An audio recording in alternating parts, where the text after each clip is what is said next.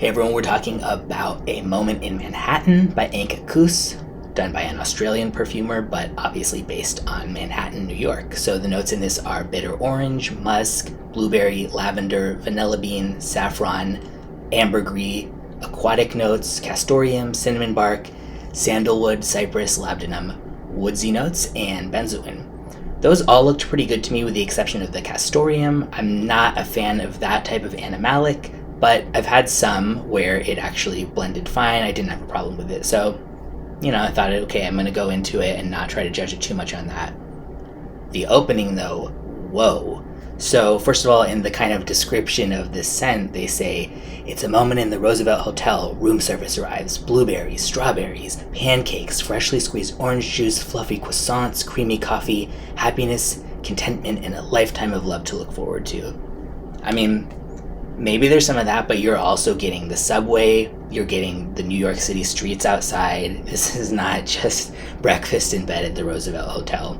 Right in the opening, that castoreum comes on strong to me. When it's listed, at least on Fragrantica, as a base note, which makes more sense because that's typically how an animalic note would be. But on the actual product page, they really just kind of list them in one big list, so it might not really be set out to be like that.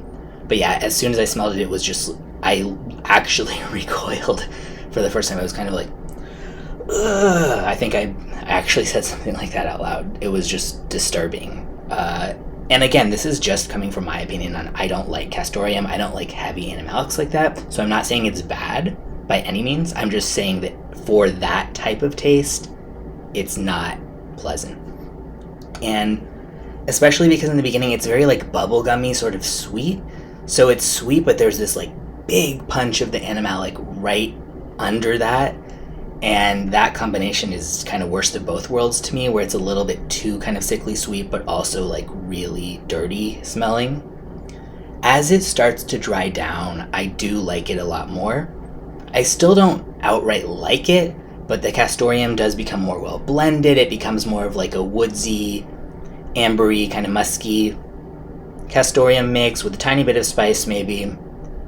But I still don't love it. I think the castoreum is always present to a pretty strong degree, even by the dry down. But it does become more rubbery, almost like leathery rubbery animalic at that point, and I do like that side of it more.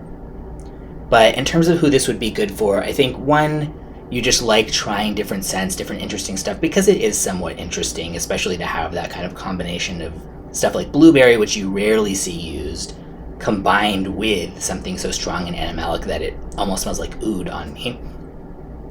And anyone who kind of likes the idea of sweet combined with animalic, yeah, basically, specifically castoreum, because obviously if you smelled a bunch of them, like civet smells pretty different, they all kind of have their own thing, but castoreum is very, very dirty and animalic. And the price for this for a 50 ml is $120. I don't think that's totally unreasonable. It's by a really kind of artisan small perfumer, I believe, and it doesn't smell low quality.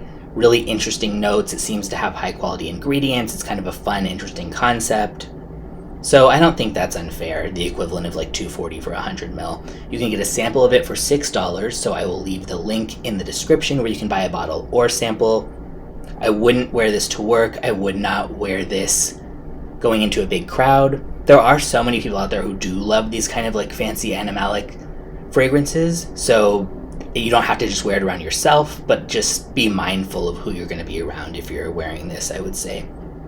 But if you are a kind of animalic woodsy fan and you're also down with sweet notes, yeah, you might actually really like this. So if so, check it out.